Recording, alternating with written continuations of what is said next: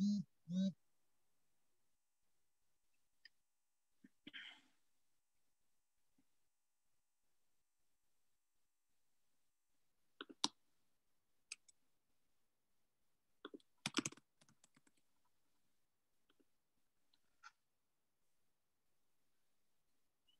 já posso começar? Desculpa, eu não tinha entendido. Olha, eu acho que pode. O que você acha, Márcio? Vamos começar? Eu vi que ele começou a gravar, então eu acho que era para começar, tá certo? Então tá, começa. Tá bom, vamos lá. Então tá. Eu vou compartilhar aqui minha tela. Queria, enfim, primeiro agradecer o convite para compartilhar essa ferramenta do Termo Territorial Coletivo, o TTC, né, que a gente vem desenvolvendo uma grande parceria, né, de entidades, são mais de 70 entidades e movimentos aqui no Rio, que estão desde 2018 trabalhando essa ferramenta, debatendo, desenvolvendo. Eu tenho também a sorte de ter a Tarsila aqui para ajudar a esclarecer. Tarsila é a coordenadora do projeto. Ela vai ajudar a tirar algumas dúvidas mais específicas, né, em relação à implantação e implementação possível aqui no Rio e no Brasil. E, enfim, eu vou apresentar bastante o contexto e por que a gente chegou nesse modelo como uma ferramenta que a gente acha de grande potencial aqui para o Rio e além. Enfim, para enfrentar o desafio permanente, né, que a gente trabalha em relação ao direito à moradia. Eu sou Tereza, eu sou urbanista, eu comecei o meu doutorado em 1998 nos Estados Unidos, e lá já tinha um mercado habitacional com, enfim, desafios como nós temos aqui, porém totalmente informal, né, que a gente sabe, mas assim mesmo continuava com ameaças constantes, né, em relação à moradia, ao direito de fato da moradia. E lá, por isso, tem muitos debates e experiências sempre em desenvolvimento de movimentos de moradia também nos Estados Unidos. E foi naquela época que eu tive a chance de conhecer o TTC pela primeira vez, e ele ficou ali meio que como uma semente, né? E, na verdade, para outras pessoas que já tiveram contato com ele, como a gente foi descobrindo muitos anos depois aqui no Rio. Eu vou apresentar algumas coisas, né, que podem parecer óbvias, mas é porque eu quero construir um pouco um entendimento conjunto nosso em relação à nossa realidade, o que é o TTC fora e o que ele pode ser aqui no Brasil. Então, para contextualizar, eu acho que muitos urbanistas aqui talvez saibam que não é, enfim, a gente sabe que não é uma experiência só do Rio, apesar do Rio ter maior porcentagem de pessoas morando em favelas no Brasil, a realidade é que 1 em 3 pessoas no mundo vivem em assentamentos, 1 em 3 pessoas em áreas urbanas no mundo vivem em assentamentos informais e 85% da moradia mundial ela é construída, entre aspas, ilegalmente, né? Mas até 2050, toda a humanidade vai viver em favela. Não, já fez a tabela? Opa! E a gente tem uma opção. Gente, desliga o microfone, muta o microfone, por favor. A gente tem uma opção, né, que a gente não realiza como opção muitas vezes. A gente continua vendo as favelas como áreas, manchas urbanas, problemas a ser solucionados. Mas a gente pode mudar a nossa lente, a gente pode começar a enxergar as favelas, na verdade, com base no que elas são na realidade, que são áreas que surgem como resposta, como solução para um direito básico, que é o direito à moradia. E se a gente mudar essa lente, a gente consegue enxergar possibilidades novas. E o TTC é uma dessas possibilidades. Essa pirâmide de Maslow, que é um psicólogo que fala das necessidades básicas, desde as fisiológicas, né, até a realização pessoal. A gente não consegue fazer nada na vida sem o básico, que são as necessidades fisiológicas. A moradia é uma delas, né? Alimento, água, ar, né? Moradia. E isso é importante ressaltar, porque tem uma regra que é os 20% em qualquer cidade do mundo não consegue pagar um mercado formal. E isso é importante para o TTC ou qualquer solução à moradia pelo seguinte: se a nossa solução é colocar as pessoas num mercado formal, completamente formal, a gente assim mesmo vai acabar criando uma marginalização na sociedade. Não existe basicamente como fazer isso. Qualquer cidade do mundo você vai ver que é pelo menos 20%, às vezes é 50%. Essa necessidade básica humana ela é atendida ou pelo governo em alguns países, né, moradia popular, a gente tem no Brasil também, ou aluguel social, zoneamento exclusivo, ou por ONGs, como cooperativas, né, como, enfim, alguns países, mas na maior parte do mundo é favela. E não é à toa, não é à toa que 24% da nossa população vive em favelas, e não é à toa que 1/3 da humanidade das áreas urbanas vive em favelas. É porque é uma fonte importante de moradia nas cidades. E pensando nessa outra lente sobre a favela, objetivamente, a favela não é uma coisa negativa. Ela é simplesmente moradia a preço acessível, informal, autoconstruída e única. Essas coisas podem ser problemáticas, podem ser boas, isso varia muito. E, por consequência disso, com o tempo, a gente vê, como acho que todos aqui sabem, que a grande parte dos moradores não quer sair quando uma favela é consolidada, né? Quando tem investimento ao longo do tempo pelos moradores, quando as pessoas têm suas raízes, têm seus laços, né? Tem emprego, enfim, ou conhece, enfim, consegue se apoiar um com o outro. Então, a gente tem que pensar uma solução que abraça as favelas. E a gente também tem que entender que não é uma coisa... a favela, enfim, sempre foi a base do desenvolvimento urbano, até 200 anos atrás. A informalidade era a forma de desenvolvimento urbano até uns 200 anos atrás, né? Todas as cidades que têm declaração da Unesco, basicamente são cidades que foram construídas em favela, foram favelas que foram se consolidando com o tempo. Então, a gente tem que parar um pouco de pensar com nossa lente antiga para poder valorizar o que a gente tem e para poder incorporar, integrar de fato as favelas na cidade. Então, isso aqui está escrito em inglês, mas basicamente é da Unesco falando por que Valparaíso, no Chile, é um sítio, né, de patrimônio.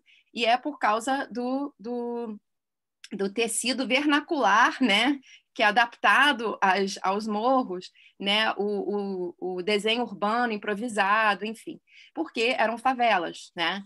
Isso aqui é uma favela do Rio, do lado de uma área de Santorini, né, na Grécia, que é uma área extremamente valorizada, que o mundo inteiro, as pessoas acham que aquele é um lugar, né, de luxo, enfim, e a gente vê que a questão ali é uma questão de infraestrutura urbana, é uma questão de valorizar o que se tem, é uma questão de cidadania, e não é uma questão puramente arquitetônica ou deficiente. Então, enfim, eu estou só mostrando tudo isso para a gente perceber que quando a gente está pensando em soluções para as comunidades informais, não só favelas, mas também outros tipos de assentamentos informais, ocupações urbanas, a gente precisa ter uma lente mais apurada. E a gente pode ter isso no Rio porque a gente vive com isso mais do que muitos lugares do mundo. A gente conhece isso melhor, né? A gente vive isso a nossa vida inteira.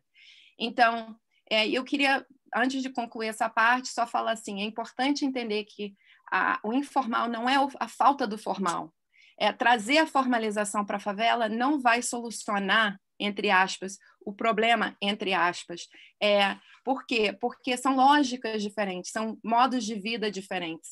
E tanto um quanto o outro tem seus aspectos positivos, então qualquer política urbana que a gente crie vai precisar reconhecer isso. Então, só para mencionar alguns elementos aqui, sem entrar em muito detalhe, por exemplo, a complexidade limitada na cidade formal, né, facilita o planejamento, mas tem a complexidade fomentada nas favelas também traz seus benefícios para a cidade. O planejamento urbano sem tanto nuance para os detalhes, né, de cada comunidade, de cada bairro, é um pouco diferente da favela, onde o planejamento é totalmente adaptativo. Né? Na favela, você consegue desmonetizar muitos serviços de apoio mútuo entre moradores, por exemplo, que ajuda as pessoas a saírem da pobreza, enquanto na cidade formal você tem uma lógica de monetização. Isso é importante porque, por exemplo, Los Angeles tem 70 mil pessoas morando na rua. A gente não tem isso no Rio porque a gente oferece, entre aspas, não deveria ser oficial isso e não deveria acontecer de fato isso, né, como uma oferta, mas as favelas acabam entrando nesse papel. Então, só antes de concluir, só para deixar bem claro, tem uma diferença entre uma favela nova, onde as pessoas não querem estar ali, gostariam de ter uma alternativa de moradia, e uma favela consolidada, onde as pessoas conseguiram construir um modo de vida. A partir desse momento, enfim, no início, é um erro político, de política pública, você não provê uma oportunidade para as pessoas decente de cumprir com um serviço básico, uma necessidade básica da moradia, porém, com uma favela consolidada, o erro de política pública é você deixar de reconhecer o valor naquela comunidade construída ao longo do tempo. Eu botei uns slides aqui, podem confundir um pouco, mas é só para fazer a gente pensar um pouco mais, só para abrir bastante o pensamento. Isso aqui é um slide que eu peguei emprestado do diretor do Instituto de Santa Fé, que é um instituto que pesquisa a complexidade como uma qualidade do desenvolvimento humano, e ele mostra como, quando você tem um aumento de causa randômico no sistema, você consegue sistemas na natureza mais adaptativos, como um meio ambiente. Pensa assim, um ecossistema, o mais variados animais, plantas e tal, mais rico ele é, mais resiliente ele é. Aí tem um momento que aquele elemento randômico pode se tornar exacerbado demais. Ele aplica a mesma coisa à arte para a gente entender essa coisa do simples ao complexo, entender que tem um grau de complexidade que é talvez mais interessante, enfim, eu estou colocando isso aqui só novamente, para fazer a gente refletir um pouquinho. Se aplicar a mesma ideia para assentamentos urbanos, assentamentos humanos, a gente pode identificar que talvez aquela complexidade que surgiu na favela historicamente deva ser contemplada como uma coisa talvez positiva até um certo ponto, né? É claro que pode virar disfuncional, dependendo da situação, mas em muitos casos é extremamente funcional. E isso varia, são 1000 favelas no Rio, cada uma diferente da outra. Então, eu queria dar esse contexto para fazer a gente pensar, refletir um pouquinho sobre a favela, repensar um pouco as favelas e os assentamentos informais de forma geral, antes de falar do TTC. Agora eu vou falar de como o TTC foi semeado aqui no Rio pré-olímpico, né? A gente viveu um momento de extrema transformação, né, econômica. A gente viu um período onde o Rio se tornou a cidade 11ª mais cara do mundo, mas não só isso, foi a cidade do mundo com maior custo de vida, aumento no custo de vida, de todas as cidades no mundo naquele período de 8 anos. Né, entre 2008 e 2014. Então, desculpa, foram 6 anos. Foi um aumento de 86% no custo de vida. Isso é fundamental porque isso influenciou em tudo que a gente viu, né? Enfim, isso deu para ver isso na bolha da moradia, né, da habitação, mas a gente viu isso nas remoções, né, que aconteceram, 80 mil pessoas. A gente viu isso também na gentrificação. Isso aqui foi o jornal Financial Times de Londres, né, em inglês, que publicou um guia para compras em área no Rio de Janeiro, comparando o valor que a pessoa ia conseguir no Vidigal, comparando isso com Ipanema, Copacabana, como se fosse um bom investimento, né, para aquela pessoa. Então, enfim, a nossa organização, Comunidades Catalisadoras CONCAT, a gente atua desde 2000, dando suporte a mobilizadores e lideranças de favelas para desenvolverem seus projetos, para fortalecerem suas iniciativas, né? E a gente estava preocupado com isso, porque a gente estava trabalhando nas comunidades impactadas, tanto pela remoção quanto a gentrificação. E aí, essa aqui faz parte de um vídeo que está no YouTube, durante um debate, enfim, na comunidade Chapéu Mangueira e Babilônia. Essa senhora, alguém levantou a questão do título, e essa senhora está aqui falando que ela não quer o título, ela não quer um título para a casa dela, porque a Chapéu Mangueira e Babilônia faziam parte das favelas que estavam passando por um processo de gentrificação. Então, nossa organização, na época, a gente trabalhou junto com os moradores no Vidigal para introduzir, para informar, para as pessoas entenderem o que é gentrificação, fazer um diagnóstico se estava mesmo acontecendo lá, pensar estratégias de como poderia trabalhar isso, responder isso. E a gente, enfim, a conclusão é que pode informar, que é importante o morador saber o valor da moradia dele, se ele vai vender, o mínimo, né, para ele ninguém explorar essa pessoa. E ele pode explorar, entre aspas, a gentrificação, como acontece em alguns bairros de Los Angeles, onde os moradores desenvolvem comércios, tentando voltar e aproveitar essa onda econômica, só que tanto nesses dois acaba tendo bastante deslocamento de morador. O outro é proteger. Como proteger? E foi nesse contexto que a gente começou a falar sobre o TTC. Se o TTC se seria possível isso aqui no Brasil, no Rio. Enfim, rolaram vários debates na época. E isso aqui eu resolvi incluir, eu não mostro esse gráfico há anos. Esse é um gráfico que, na época, a gente pensou novamente. Tudo que eu estou falando aqui é para abrir um debate, para a gente conversar. Isso aqui foi o que a gente via como um ciclo virtuoso de integração. Se for integrar, né, se a política pública vai chegar efetivamente nas favelas. Né? Começar não, isso não é uma posição nossa, mas, enfim, os governos, na época, estavam falando da importância de começar com a segurança pública. Então, enfim, vamos dar início ali. Então, vamos supor que a primeira política de segurança pública, como na época estava sendo enfatizado. Então, aí a gente colocava nesse ciclo virtuoso de integração a proposta de, em seguida, você trazer os serviços públicos gratuitos que são de maior prioridade entre moradores. Assim, tipicamente, em reuniões públicas, a gente ouve essa mesma lista, né? Educação, saúde e saneamento. Educação, saúde e saneamento.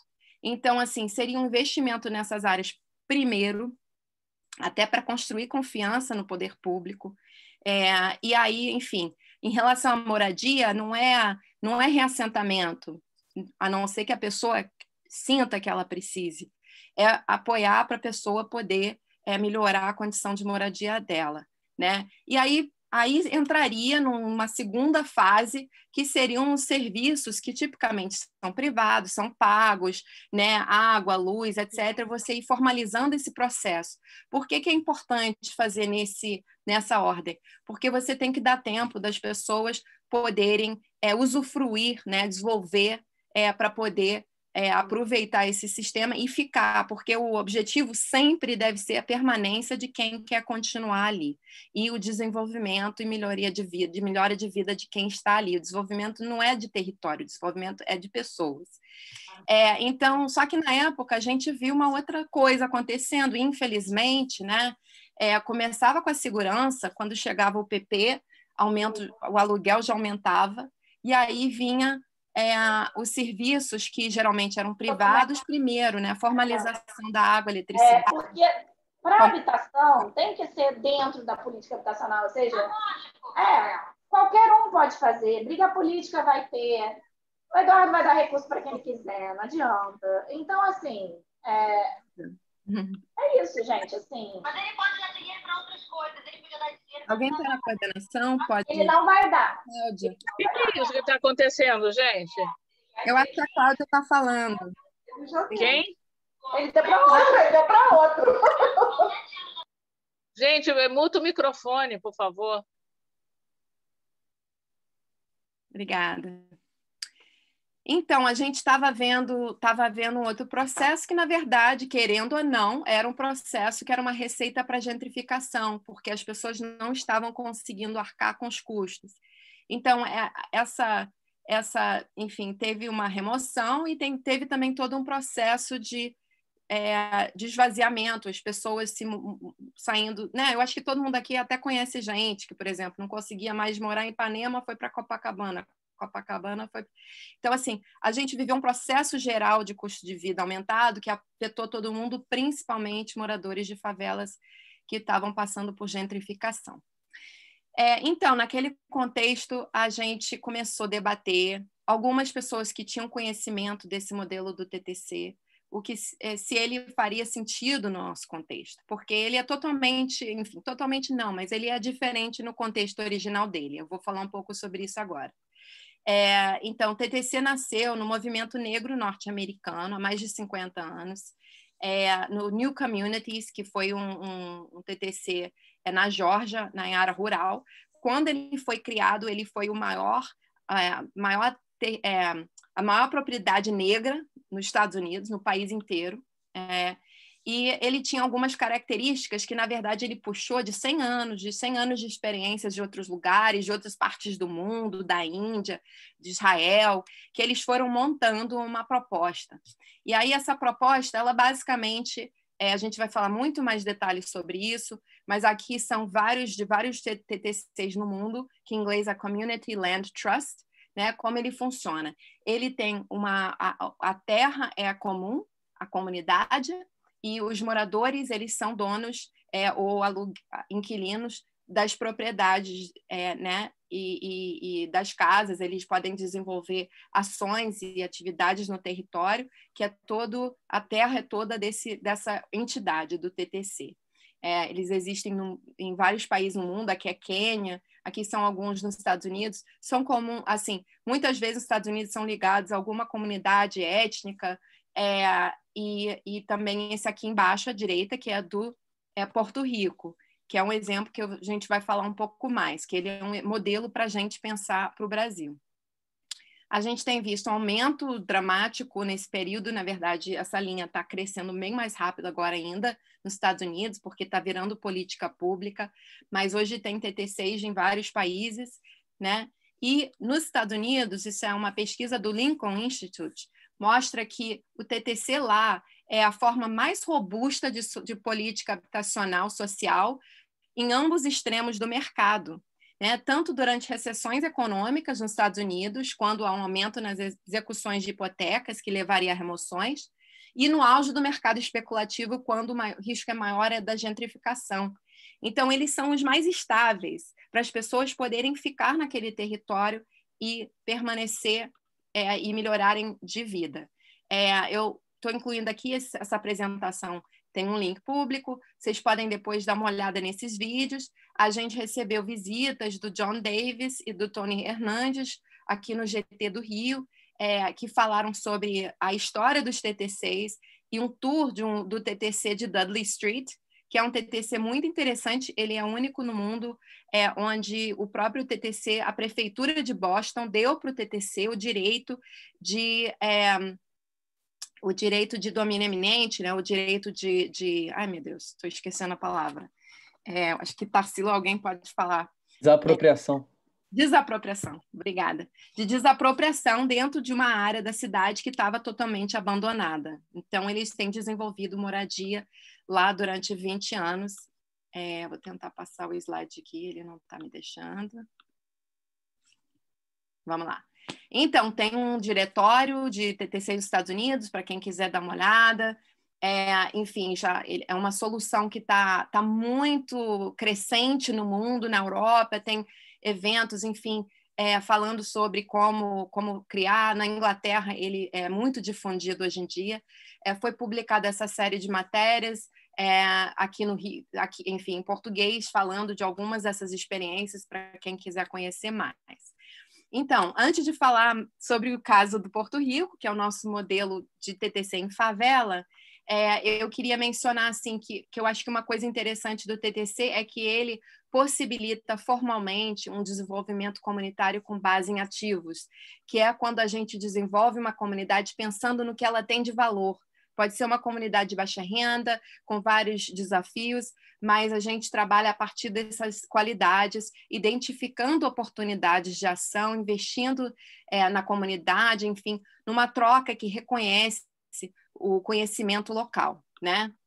Então, o modelo de TTC em assentamentos informais, eu vou dar o exemplo aqui do Cânio Martim Penha, de Porto Rico, que eu tive a sorte de conhecer pessoalmente.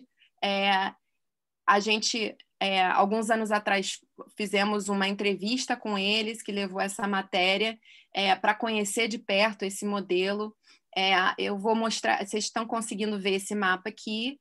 Então, aqui à direita em cima é a área do Canal Martim Penha, que fica no coração de San Juan, tá? A capital do país, do lado hoje do setor bancário da cidade, né? Tem esse canal aqui em cima, vocês estão vendo, na década de 30, e ao longo das décadas essa área foi crescendo informalmente, foram 8 favelas formando em torno do canal, né?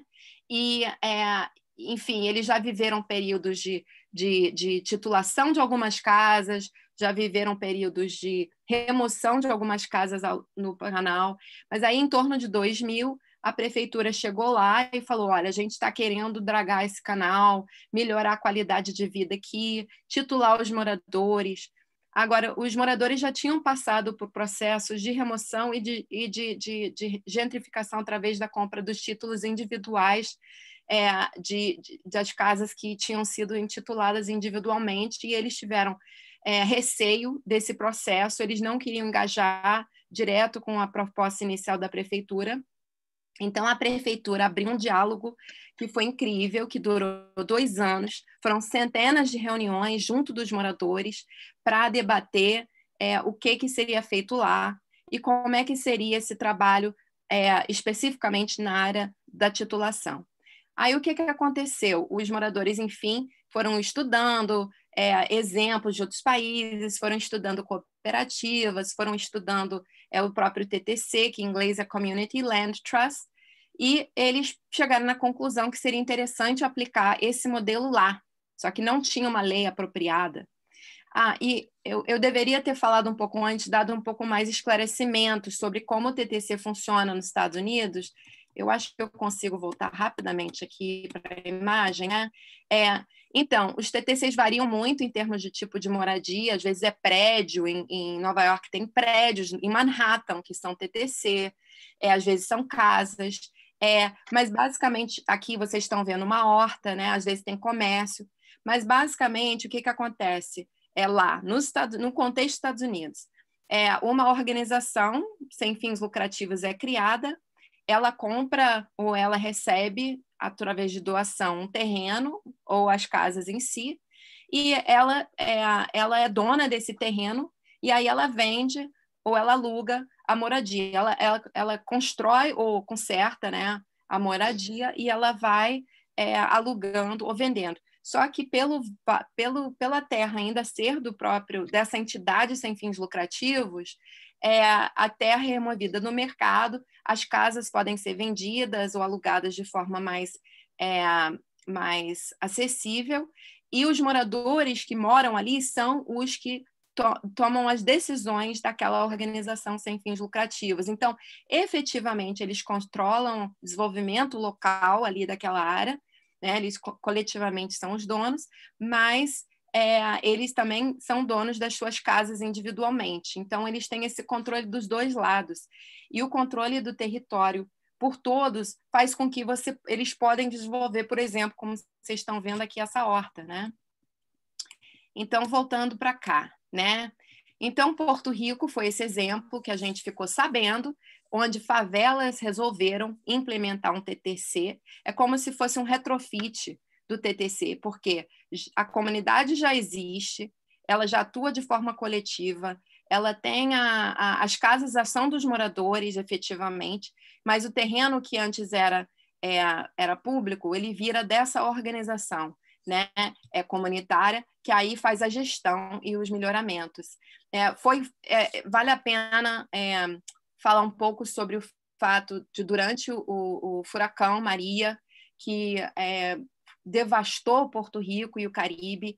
Essa comunidade foi muito mais organizada do que as outras do país, tanto formais quanto informais na sua resposta, porque como eles já são muito organizados como o TTC, eles têm uma escola de liderança, os jovens são engajados, enfim, eles têm um trabalho, eles têm escolas que são do TTC, eles conseguiram recuperar muito mais rápido. Os telhados aqui que vocês estão vendo em azul foram uma resposta imediata que eles conseguiram realizar. Isso aqui numa visita lá, né, de grupos de vários países que estão estudando, tentando implementar TTC. Quase todos aqui são de outros países da América Latina que estão estudando para fazer isso. Aqui algumas das moradias mostrando a variação, ainda tinha casa sem telhado por conta do furacão, vocês estão vendo a devastação. Aqui é um senhor que mora lá, ele mora na beira do rio, que é uma área, isso também vale comentar. Tem uma área que as moradias elas sofrem inundação, e o TTC de Porto Rico eles têm moradores, lideranças da comunidade, como essa senhora aqui de verde, que mora na comunidade, que o papel dela é conversar com os moradores que vivem na beira do rio e encontrar casas dentro da comunidade para fazer o deslocamento que é melhor, que é vantajoso para aquele morador e que faça com que eles possam liberar a do rio para fazer para fazer tanto a dragagem do canal quanto as melhorias na beira do rio. E com essas melhorias que vão vir, eles não têm medo do mercado mudar de tal forma que os moradores não consigam mais viver lá, porque é uma área nobre da cidade. Se fosse em título individual, eles não iam conseguir permanecer lá por conta dos custos de vida que iam aumentar e da transformação cultural que aconteceria ali.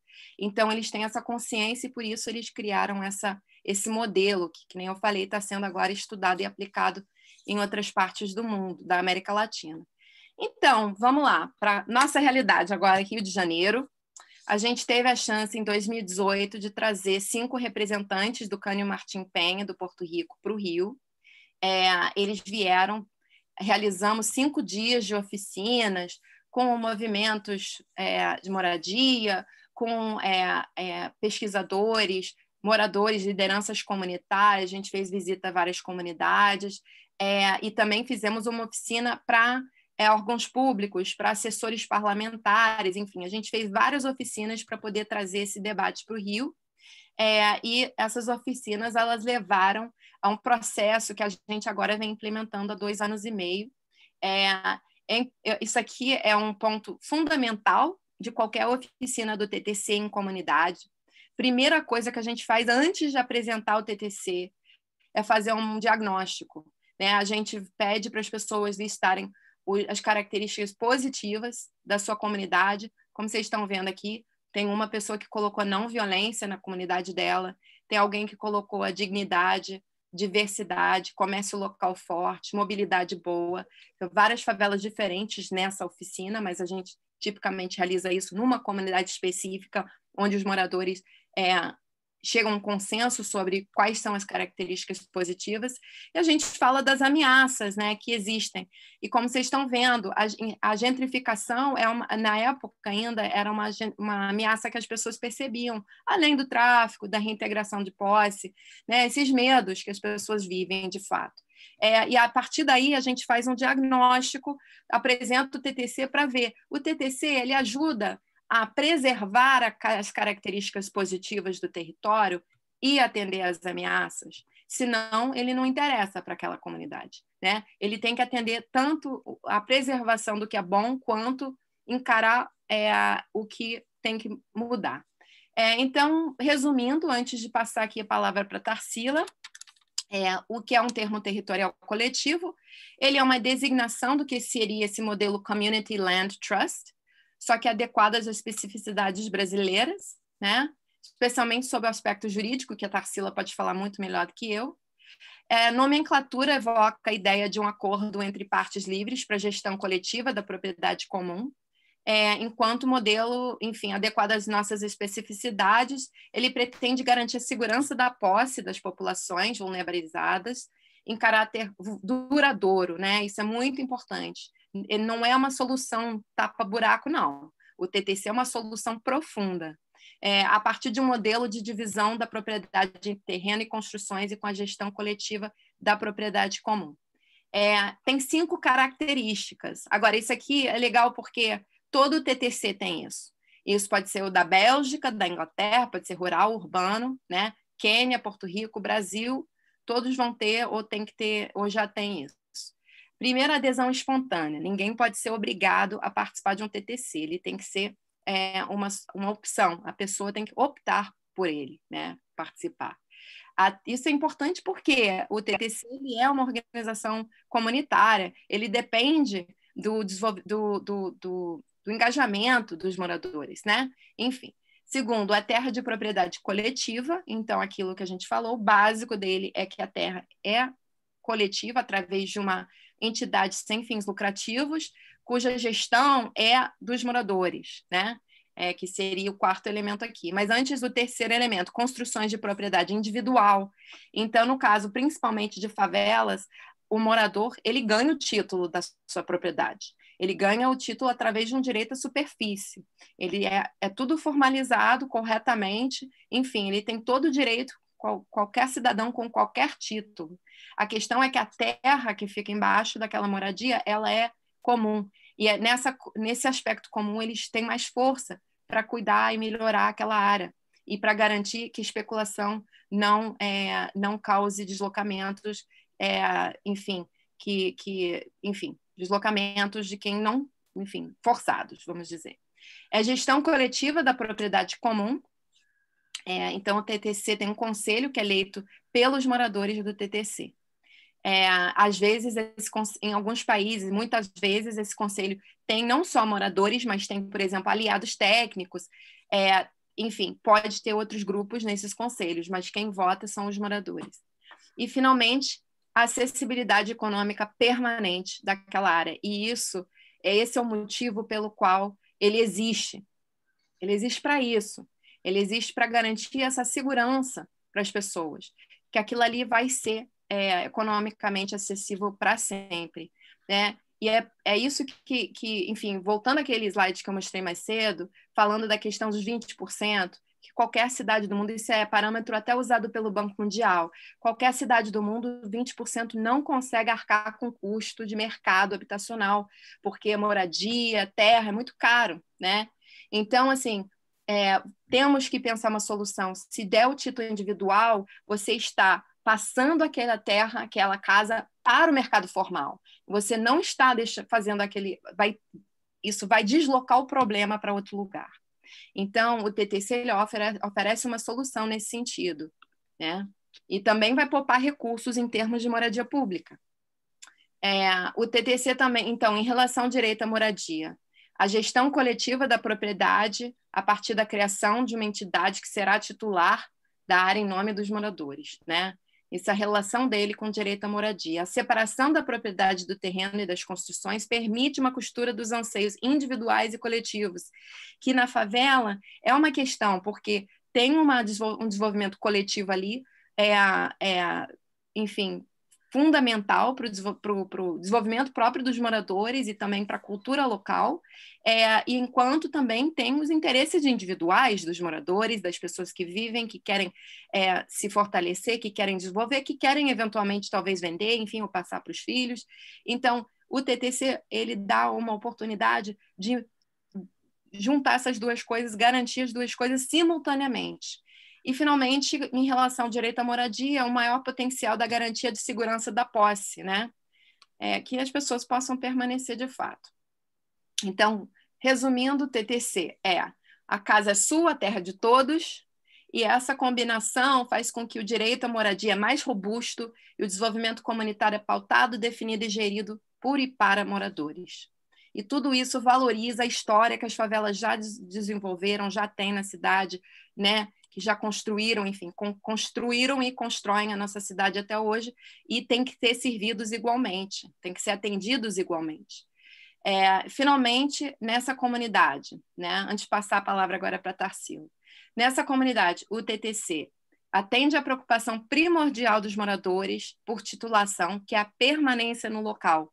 É muito raro perguntar para um morador de favela por que ele tem título, que é título, e ele não falar que é para permanecer ali.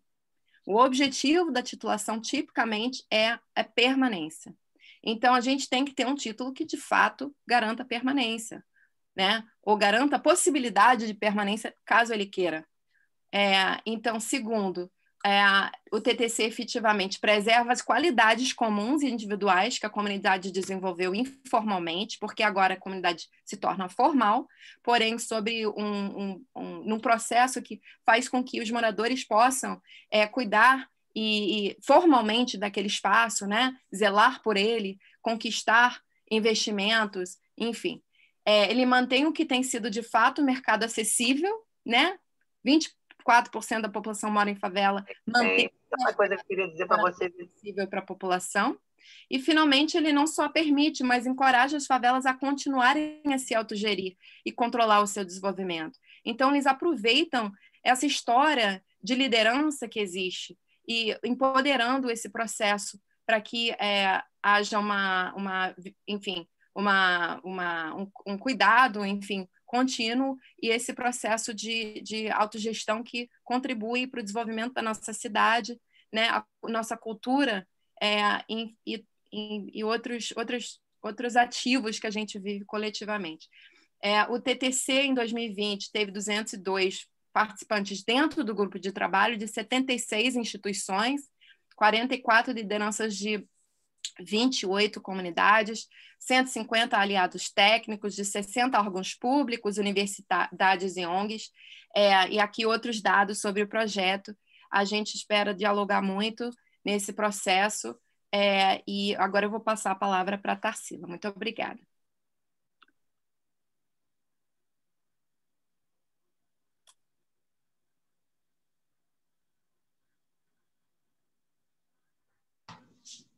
Oi, gente. Boa noite. Será que eu consigo compartilhar minha tela? Quem está aí como anfitrião consegue me autorizar?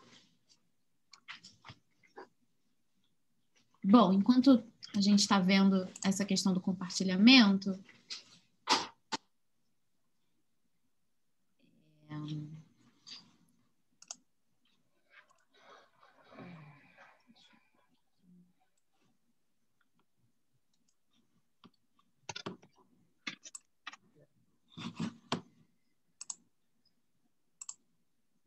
eu queria até mencionar aqui, já que estão vendo o compartilhamento, eu não incluí a última imagem aqui.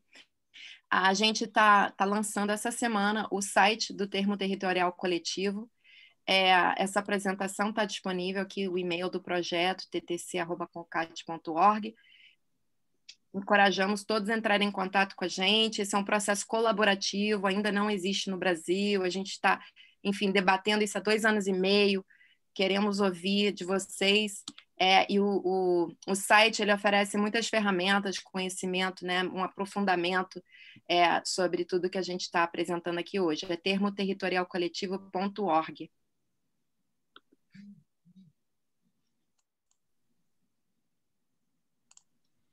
Obrigada, Tereza. Tarsila, se quiser, eu mostro os slides que você tinha. Vejam se agora foi.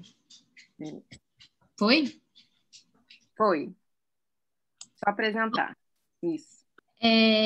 Eu vou fazer uma apresentação bastante menor do que a Tereza, não se preocupem com isso. Eu sei que já está todo mundo bem cansado, a gente já está vindo de uma reunião desde as 4 horas, né? Enfim, no nosso grupo de discussões. Mas, na verdade, o objetivo da minha... Vocês estão vendo o compartilhamento? Desculpa, mas é que para mim parou de aparecer. Está carregando ainda. Está carregando. Bom, enquanto isso, eu vou... Isso, agora foi.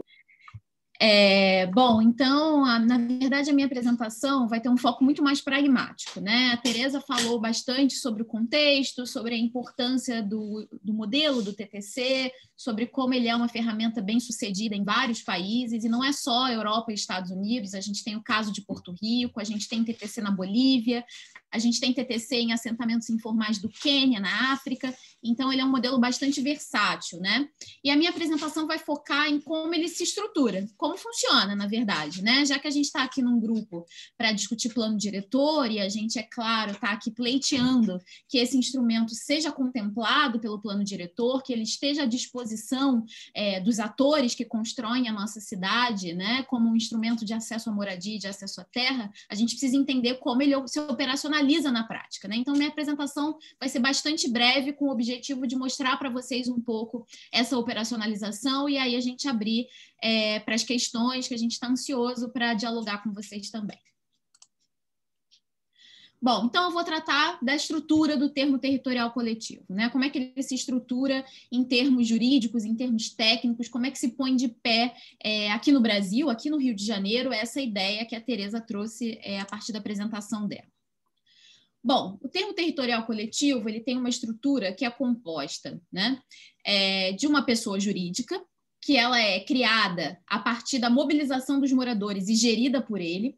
Essa pessoa jurídica é a forma possível no nosso ordenamento jurídico de garantir que a propriedade esteja sob o controle coletivo, né? A gente sabe que no Brasil a única forma de propriedade coletiva que a gente tem institucionalizada é a propriedade das comunidades tradicionais, né? E mesmo assim com vários problemas, com várias discussões. Então, a forma que a gente encontra de operacionalizar essa gestão coletiva é por meio de uma pessoa jurídica que é criada e gerida por esses moradores, né? E, a partir dessa criação e dessa gestão pelos moradores, é necessário que essa pessoa jurídica que tenha uma série de mecanismos que garantam essa participação efetiva dos moradores e o controle efetivo deles nas ações dessa entidade, né? Então, a gente tem como características dessa pessoa jurídica um conselho gestor que é eleito pelos moradores e é configurado num formato decidido por eles, né?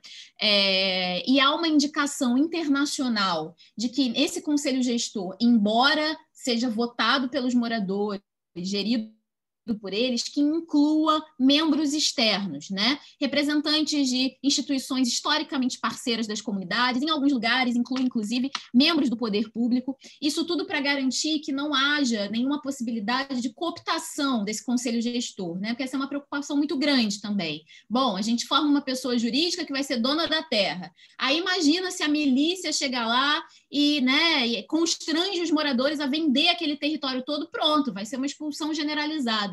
E como é que a gente faz para remediar isso no âmbito do TTC? Exatamente por meio desses membros externos, que tem uma cooptação muito mais difícil, é muito mais complicado você ameaçar, você coagir pessoas que não estão ali no dia a dia da comunidade e garantem esse arranjo, né, que essa pessoa jurídica vai se dirigir conforme os interesses dos moradores. Bom, essa pessoa jurídica ela pode assumir vários formatos societários, né? A gente tem aqui no nosso ordenamento jurídico um cardápio de possibilidades para essa pessoa jurídica, pode ser uma associação, pode ser uma fundação, pode ser uma cooperativa, mas o formato mais tradicional é o de uma associação, que não é a associação de moradores, né? Que tem uma outra função, tem uma outra estrutura, mas é uma associação criada para gerir o território que ficará, então, aí a cargo do TTC. E essa pessoa jurídica ela deve também garantir no seu estatuto meios que permitam a participação mais ampla possível dos moradores, para também evitar que um pequeno grupo que componha o conselho gestor dessa pessoa jurídica tome todas as decisões e acabe instituindo algum tipo de regime não democrático dentro dessas comunidades, dentro desses assentamentos. Então, isso é muito importante que, no momento da realização dessa pessoa jurídica, nesse estatuto, se prevejam meios de participação direta dos moradores, garantindo que, de fato, eles estejam ali contemplados nas decisões tomadas pelo conselho gestor e levadas a cabo por essa pessoa jurídica. Um outro elemento da estrutura do termo territorial coletivo, que é um elemento bastante complexo para a gente, né, que está acostumado com a visão dominial, né, da terra e da casa constituindo um único imóvel, é a questão da separação da terra e das casas. A Tereza já citou isso na apresentação dela, essa é uma característica básica do TTC, todos os TTCs do mundo fazem essa separação, e aqui no Brasil, essa separação ela é operada por meio do direito de superfície, que é uma figura que já existe no nosso Código Civil já há décadas, né? Bastante consolidada no nosso ordenamento, uma opção de formalização, tudo certo, para garantir essa separação. Então, como é que fica na prática, né? A terra fica sob essa propriedade, né, essa titulação da pessoa jurídica, criada e gerida pelos moradores, portanto, nesse formato coletivo, entre aspas, né, porque é uma pessoa jurídica que vai ter a propriedade, mas numa gestão coletiva, e as casas, elas ficam sob a titularidade dos seus respectivos moradores pelo direito de superfície. E como isso se operacionaliza, né? Você tem, imaginemos, um terreno, uma área do TTC, essa área é dividida em lotes, né? A gente está pensando aqui numa área regularizada ou em processo de regularização em relação ao seu domínio, e cada lote terá, então, o seu direito de superfície averbado em cartório, enfim, tudo certo, garantindo essa titulação individual. O direito de superfície, ele é um direito real, assim como a propriedade, né? Tem várias das características do direito de propriedade. Ele tem um valor econômico, o que é muito importante para os moradores, né? Que não querem ser tutelados, eles não querem viver num espaço num regime diferente, digamos assim, do que a gente vê na cidade formal também, entre aspas, né? E o direito de superfície traz esse valor econômico e ele é um documento reconhecido, válido, pode ser dado em garantia, pode, enfim, ter todos os benefícios aí que a propriedade traria para esses moradores.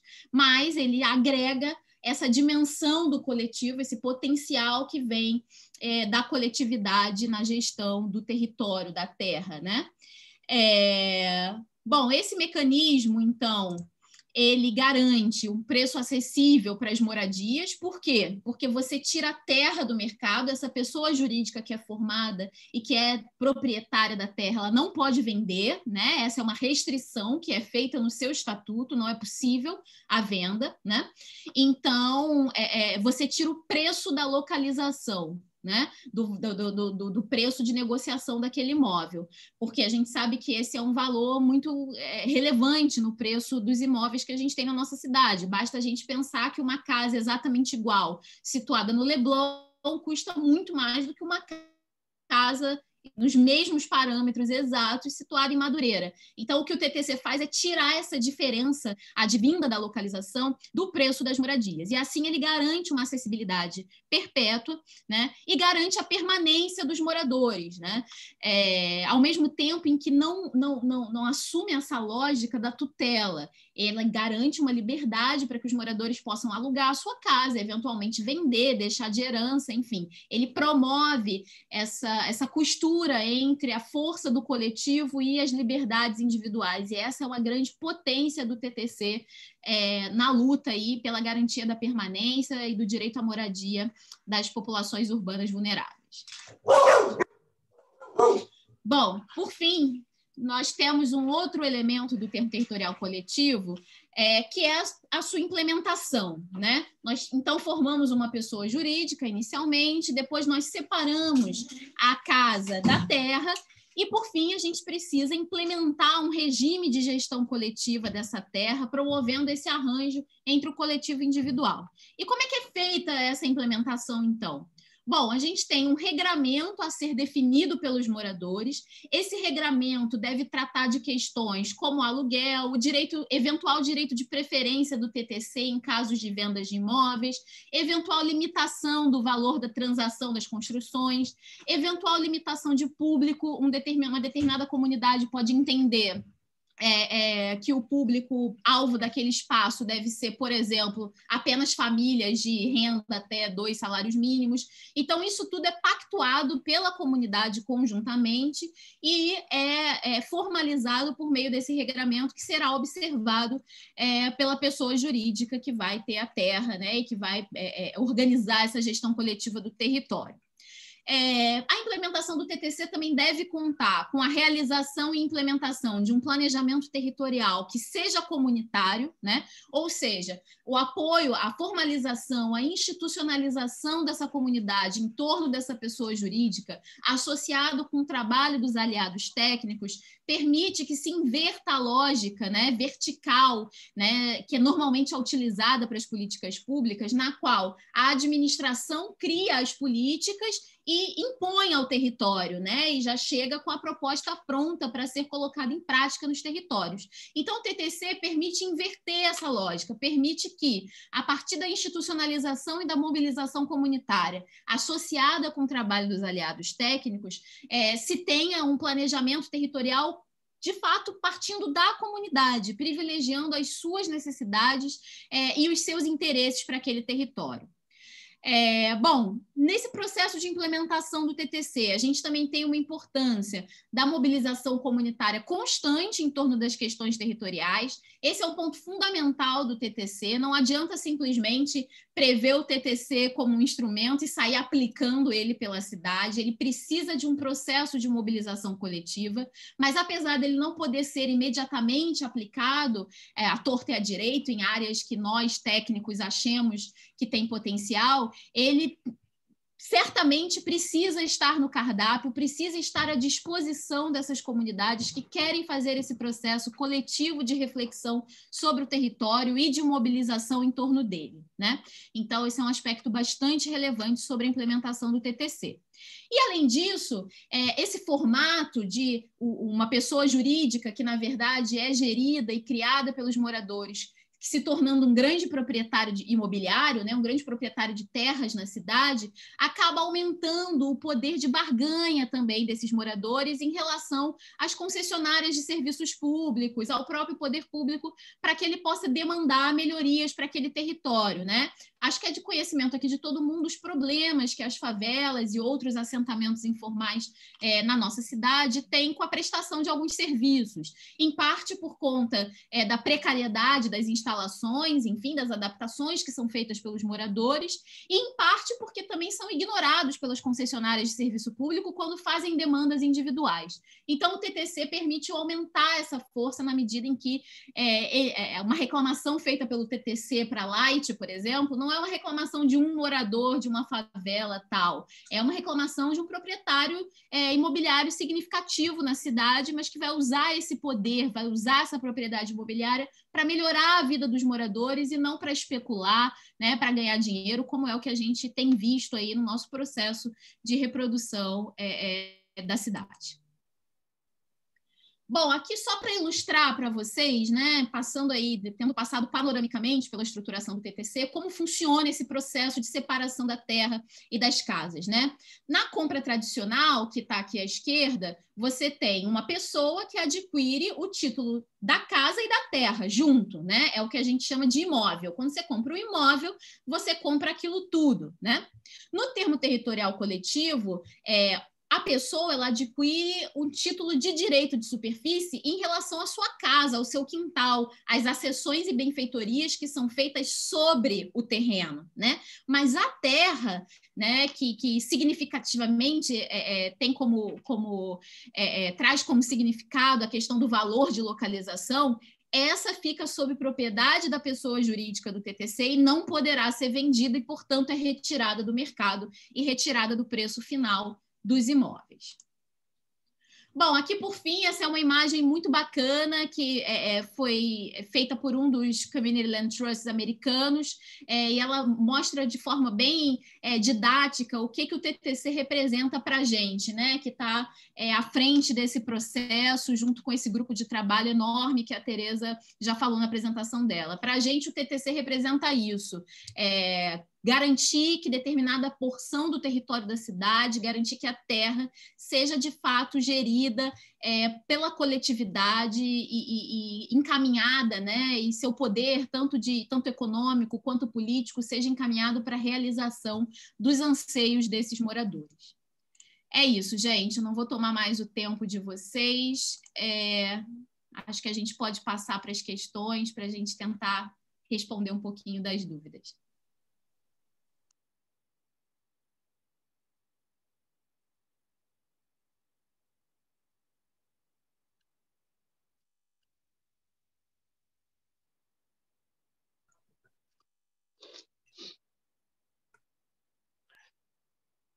Bom, quem vai ver as falas? Você que se Quem inscreve. quiser falar pode se inscrever no chat.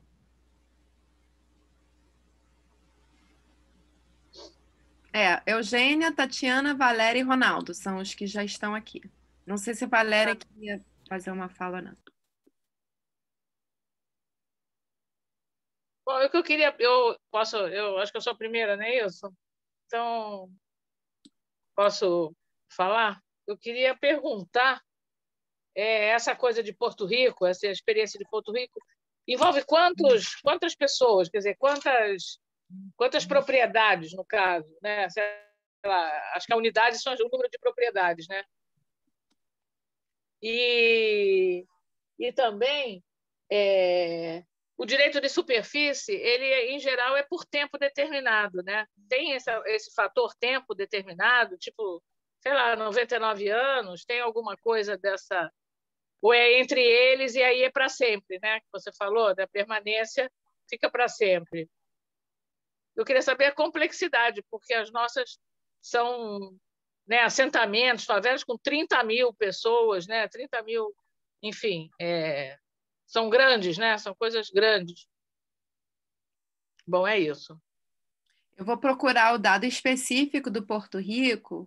Deixa a Tarsila responder aqui a questão do direito à superfície. Tereza, eu acho melhor a gente fazer rodadas. Tá bom. Cada uma. Perfeito. Tá bom, desculpa aí.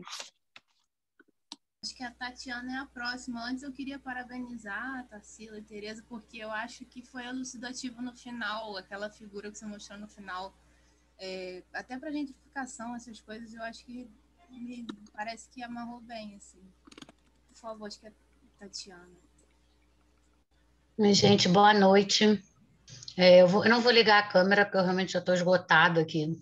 Então, eu vou só fazer umas perguntas, talvez até um pouco técnicas, mas para confirmar algumas coisas que eu não compreendi, eu com certeza. Enfim, de toda forma, me parece que a questão da regularidade da terra permanece, né? Então, assim, se tiver que parcelar, se tiver alguma coisa nesse sentido, para que essa propriedade coletiva, eu fiquei com essa dúvida.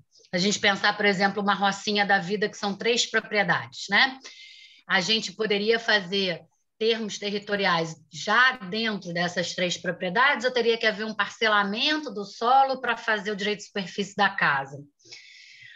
Uma outra coisa que eu acho que dialoga com a pergunta que estava no chat, com relação aos próprios padrões urbanísticos e tal, haveria uma necessidade de criação de ZEIs, de estabelecer que aquela área seria uma ZEIs ou não precisaria, né?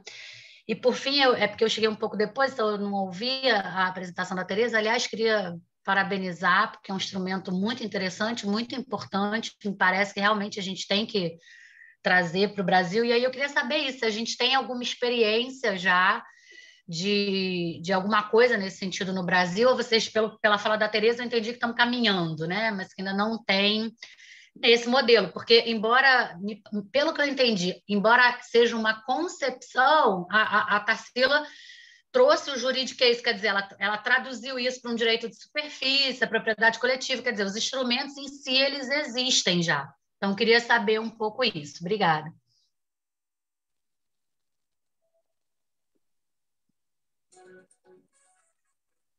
Agora é Valéria, é isso?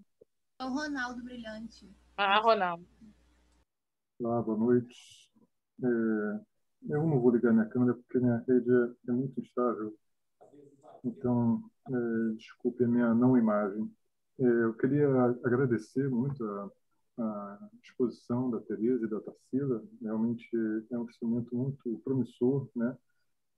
E eu fiquei com 2 questões, né, que eu queria que vocês falassem um pouco mais sobre elas, né? Eu acho que o caso do Porto Rico é um caso bem interessante, né? Mas eu acho que ele tem muito a ver com esse fenômeno do furacão, que cria uma mobilização que eu acho que pode ser importante para esses processos, né, de colaboração e encontro desses instrumentos. E eu queria que vocês falassem, em função das experiências que vocês tiveram aqui no Rio de Janeiro, né, do diálogo com os moradores, né? A gente tem uma cultura consolidada da informalidade. E como é que vocês perceberam esse desafio, né, no diálogo com os moradores, né? Se vocês observaram possibilidades para que esse instrumento ele seja implementado, né, de maneira positiva, porque imagino que é um grande desafio realmente lidar com essa cultura que a gente tem nas favelas de maneira muito especial. E também eu queria que vocês comentassem sobre dois fenômenos, né, que na verdade são interrelacionados, que a gente observa na cidade, né? Eu estou aqui como representante da Associação de Moradores de Paquetá, e a gente tem conversado muito sobre isso internamente, né? Paquetá é uma PAC, né? A gente tem uma série de restrições que realmente a gente percebe que muitas delas não são obedecidas ao longo dos anos, né? A gente viu hoje, por exemplo, nas favelas aqui de Paquetá, né? A gente tem uma limitação de gabarito de 2 pavimentos, mas nós observamos casas nas favelas de 4 pavimentos, né? E aí tem um fenômeno interessante, né? Para não dizer trágico, né? Que alguns moradores da ilha, né, que estão na parcela formal da ilha, eles são proprietários, muitas vezes, né, de 10, 15, 20, 30 unidades habitacionais, né, e alugam essas unidades, né? Mas nas favelas a gente encontra também pessoas que não têm uma renda considerável e que eles começam a produzir renda a partir de novos imóveis que são produzidos para locação.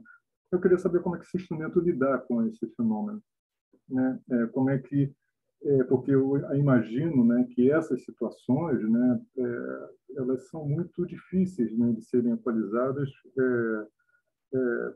por qualquer instrumento que seja, né? E aí a questão que se deriva dessa, né, para refletir o Rio de Janeiro, né, nessa situação bastante delicada, né, da ação das milícias, né? Como é que um instrumento como esse, eu imagino assim, que tem áreas muito importantes, né, onde esses instrumentos eles têm que ser realmente implementados, mas são áreas assim extremamente frágeis, né, do ponto de vista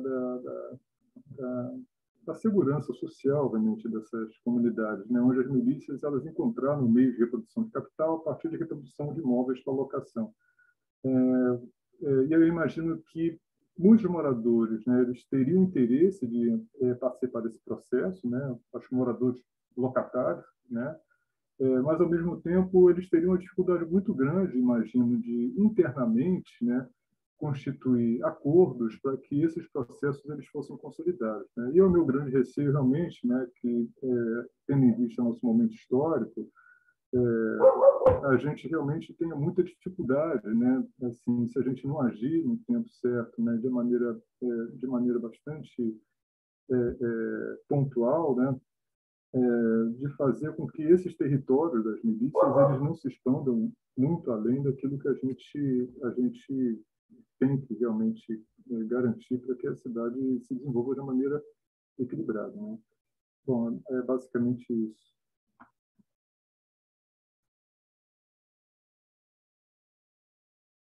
O Silvio fez uma pergunta no chat.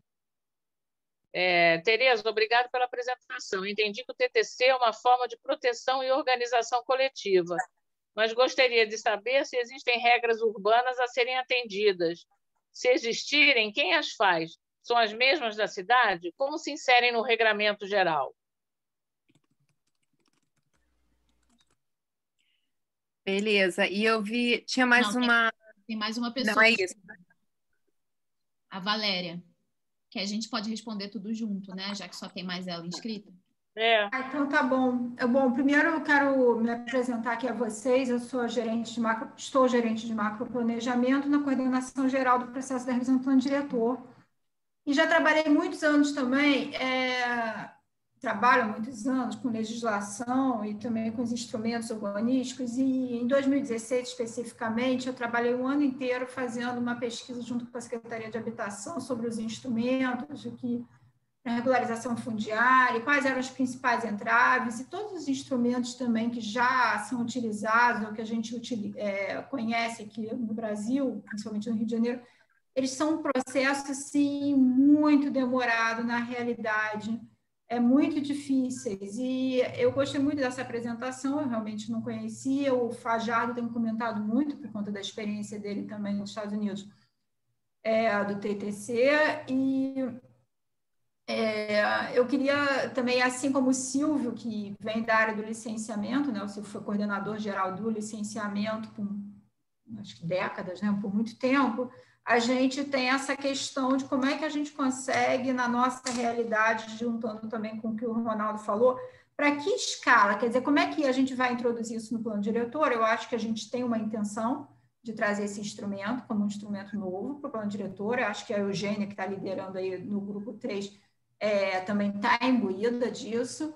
A equipe está imbuída, mas assim, a gente precisa de um instrumento que seja efetivo. E qual seria a escala que ele se soma aos outros instrumentos que a gente tem da regularização? E aí, lembrando, também vocês falaram do Lincoln, eu participei de um curso do Lincoln que eles fizeram especificamente para a equipe da habitação e do urbanismo sobre essas questões de regularização da terra, de acesso à terra em 2017, eu acho, final de 2017, exatamente eles colocavam essa questão que na América Latina não tinha essa premência da regularização, né? Mas eu acho que a gente tem um vínculo com a propriedade aqui que para a população aqui nos parece que é muito forte a demanda pela regularização, e aí vem nesses outros instrumentos. E aí, falando para vocês, que a gente também fez, eu participei também, em 2014, a gente elaborou um projeto de lei do direito de superfície, aqui para o município do Rio, que está na Câmara Municipal desde 2015. E uma das vertentes desse projeto de lei complementar, a gente debateu muito na época, fomos nós, na equipe do urbanismo que fizemos, mas a gente debateu muito com a Procuradoria, e uma das questões exatamente era a aplicação do direito de superfície para a regularização fundiária com os 99 anos, indo de encontro ao que a Eugênia aqui perguntou. Então, são esses comentários, e aí, em que escala, então, que a gente poderia aplicar o TTC aqui na cidade do Rio, para já tentar direcionar isso territorialmente aqui para o plano diretor, né? E depois poder ser detalhado também no plano de habitação que está sendo feito ao mesmo tempo. Obrigada. Parabéns pela apresentação. Obrigada, Valéria. Eu vou responder rapidamente, porque eu acho que muitas coisas... Silvia queria complementar. Fica à vontade, Silvia.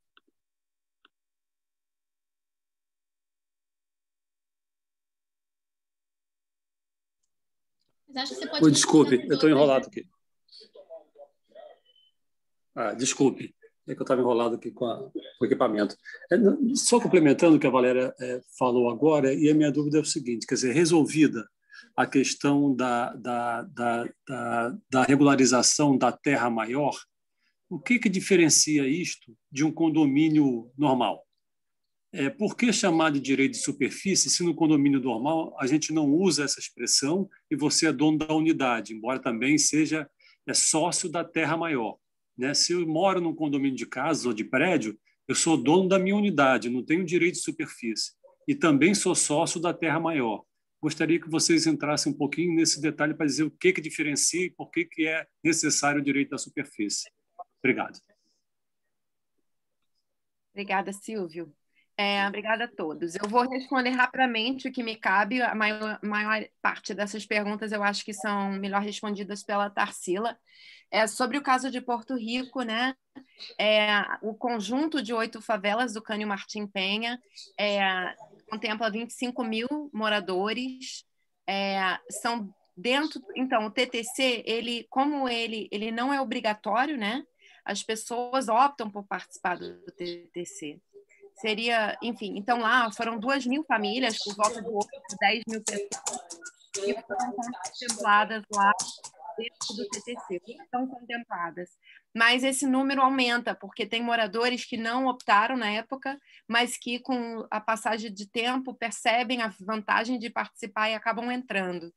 Então, isso é uma coisa assim, que, enfim, que eu acho que é relevante entender. Nenhum lugar do mundo não é verdade. Tem TTCs que são contíguos, por exemplo, o de Dudley Street em Boston, porque eles conseguiram... mas até lá não é, porque tem áreas dentro do bairro que eles não têm acesso, porque a casa, enfim, já era ocupada, mas eles têm um direito de expropriação quando a casa é abandonada, quando a pessoa vai vender, enfim. Agora, por exemplo, tem um em Los Angeles, que é uma quadra aqui, aí você caminha, você passa 10 minutos de carro, é outra quadra lá e é o mesmo TTC. Então, seria viável, por exemplo, ter uma favela grande, onde 30% dos moradores optassem por um TTC e ali fosse construído, não contíguo, porém na mesma comunidade, um TTC que unificasse todas essas casas, por exemplo. Enfim, tem uma... Isso é bem diverso. Eu queria mencionar um TTC que eu acho super relevante, já que a gente está falando nesse nível de plano diretor, que é o de Burlington, em Vermont, nos Estados Unidos. 8% das moradias da cidade são administradas por um TTC, é o maior do mundo. Ele foi estabelecido durante a gestão do Bernie Sanders, quando ele foi prefeito pela primeira vez. Enfim, ele tem uma coisa bem interessante, que ele tem moradia para sem teto, então moradores de situação de rua têm uma oportunidade de viver no TTC sobre um sistema, tem subsídio, enfim, e aí já tem gente que conseguiu, que entrou como morador em situação de rua, foi para a próxima etapa, ele conseguiu entrar numa casa do TTC como inquilino, conseguiu depois comprar uma casa de TTC. Então, assim, passou de pessoa em situação de rua para dono de imóvel dentro de um TTC. É um modelo incrível. Então, é só para deixar isso claro, e aí você circula numa época, eles pediram para todo mundo que era do TTC colocar uma bandeirinha do TTC na casa, e aí as pessoas podiam circular pela cidade e ver os formatos variados do TTC, como eles não eram necessariamente contíguos, tem prédios inteiros, mas também tem áreas separadas. Já compraram um motel, por exemplo, virou moradia para os moradores em situação de rua, né, a entrada deles, enfim. Então, eu acho que isso também dialoga com a questão sobre a Rocinha, né?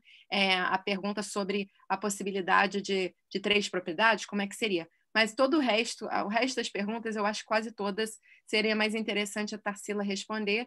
A única outra que talvez eu pudesse comentar é a questão do regramento, né? O regramento urbano, enfim, ele é um regramento urbano, mas dentro, e a Tarsila com certeza vai falar mais sobre isso, mas dentro a ideia é que, enfim, tem uma flexibilidade ali e a própria comunidade consegue trabalhar dentro dessa flexibilidade do que é permitido. Então, por exemplo, na hora de se criar um TTC, uma comunidade pode decidir que ali não vai ter comércio, vai ter comércio, como é que vai ser isso? Seria essa ideia, né? Que a comunidade pudesse dialogar sobre o que ela quer para ela mesma. Bom, que se ela tem um aspecto, uma vocação já naquela comunidade, cultural, social, comercial, ela pode valorizar isso quanto TTC como uma qualidade única daquele território. Também, enfim, seria possível um TTC decidir, olha, a gente tem vielas estreitas aqui, mas que a gente considera importantes, áreas importantes da nossa comunidade, porém são complicadas para os idosos, são complicadas para algumas funções. Será que no diálogo interno quanto TTC aquela comunidade pode pensar uma área de moradia para aquelas pessoas, para manter uma área que eles acham que vale a pena manter, enfim. Então, assim, o TTC ele traz uma possibilidade de trazer um nuance, né, que já existe nos territórios, manter aquele nuance, porém na formalização, no processo saudável, para as pessoas poderem desenvolver o território de acordo com a cultura que já existe lá, né? Então, enfim, tudo ali é a Tarsila. Vou passar aí a palavra. Bom, gente, obrigada demais pelas perguntas, pelas questões. Várias delas a gente já está acostumado a enfrentar. Outras partem muito aí do background de vocês, da experiência de vocês. Então vai ser muito bacana esse diálogo. Agradeço muito pelas perguntas. Eu vou tentar responder na ordem, tá?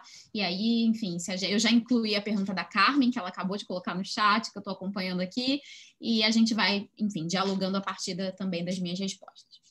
Bom, primeiro a Eugênia, né? Perguntou de Porto Rico, a Tereza já respondeu. Então, vejam, Porto Rico é um TTC de larga escala.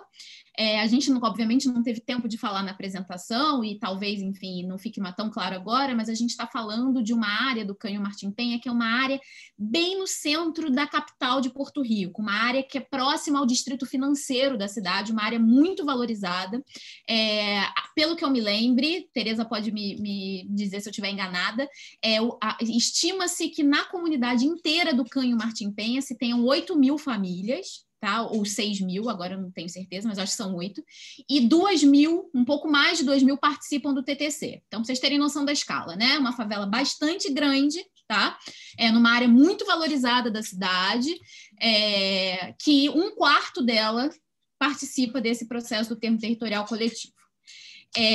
Bom, Eugênia pergunta também em relação ao direito de superfície. Direito de superfície é, por si, um direito real estabelecido por prazo determinado, né? Então, a gente, a priori, não pode estabelecer um direito de superfície indeterminado, mas a gente pode estabelecer por 99 anos prorrogável, né? Então, a gente tem esse instrumento para dar uma continuidade e a gente pode também, no regramento interno do TTC, prever uma certa sucessão familiar, né? A garantia de uma certa sucessão familiar intergeracional, promovendo, então, essa continuidade aí do TTC para muitas gerações, tá? Bom, Tatiana pergunta da questão da regularidade da terra, se permanece, se precisa parcelar. Tatiana, a priori não precisa parcelar, né? A priori um proprietário ele pode conceder direitos de superfície parciais sobre a área total da sua propriedade. Mas é claro que quando a gente esbarrar no cartório, né, o cartório vai tentar, de alguma maneira, que essa área seja parcelada, que sejam abertas matrículas distintas, mas isso não é fundamental. Então, se a gente tiver um TTC super pequenininho, isso não é necessariamente um empecilho, uma coisa que vai impedir a aplicação do modelo, né? Mas é uma questão que, sem dúvida, quando bater no cartório, o cartório vai querer fazer o parcelamento e individualização dos lotes. E tem uma vantagem de fazer a individualização dos lotes, né? Que é, por exemplo, você resguardar o patrimônio da pessoa jurídica. A gente sabe porque existem várias obrigações no nosso direito que recaem sobre os imóveis, né? Como, por exemplo, o IPTU. É claro, recai sobre o imóvel. Se a pessoa que está ali não pagar, quem é que vai ter que pagar? O TTC, a pessoa jurídica que é dona da terra. Então, quando você individualiza as matrículas, você, de certa forma, protege o patrimônio dessa pessoa jurídica em relação a essas obrigações. Então, há uma vantagem em fazer o parcelamento. Como o TTC ele pressupõe a regularização da área, de fato, a gente não pode constituir um TTC em área irregular, em área informal, ele precisa ter a regularização, né? Pode-se, inclusive, já fazer a regularização de uma maneira que, ao invés de você titular os moradores, você titule a pessoa jurídica formada por eles. E você faça o parcelamento da terra, individualize os lotes e as matrículas no âmbito desse processo de transferência dominial, seja da terra pública ou da terra privada, para essa pessoa jurídica, para essa associação. E aí você pode usar instrumentos já conhecidos, como, por exemplo, a cessão de posse, para garantir que os moradores possam dar a essa pessoa jurídica os que quiserem, né? Reforçando aqui a fala da Tereza, que o TTC não é obrigatório, então ele não é um instrumento que você pode chegar numa favela e falar, olha, aqui agora vai ser um TTC, tá? Todo mundo dentro. Não é dessa maneira que funciona, mas quem quiser pode, num processo de regularização fundiária, fazer a cessão da sua posse para essa pessoa jurídica constituída para gerir o TTC e, então, promover todo o processo já com essa transferência direta, né? Já fazendo as aberturas de matrícula ou as regularizações da situação das matrículas registrais. Bom, Tatiana também pergunta se precisa criar ZEIs. Não precisa, mas é indicado, né? Hoje, mais cedo, na reunião do nosso grupo de trabalho, eu estava, inclusive, falando sobre isso. Eu fiz uma fala para dizer que o TTC dialoga diretamente com as EIs, né? E com as AEs. As EIs e as AEs são uma maneira de você destinar aquele território. Você está destinando aquela área da cidade, aquele território, para um fim específico, que, no caso, é um fim de habitação de interesse social. O TTC, ele é a forma de efetivar essa habitação de interesse social a partir da autogestão dos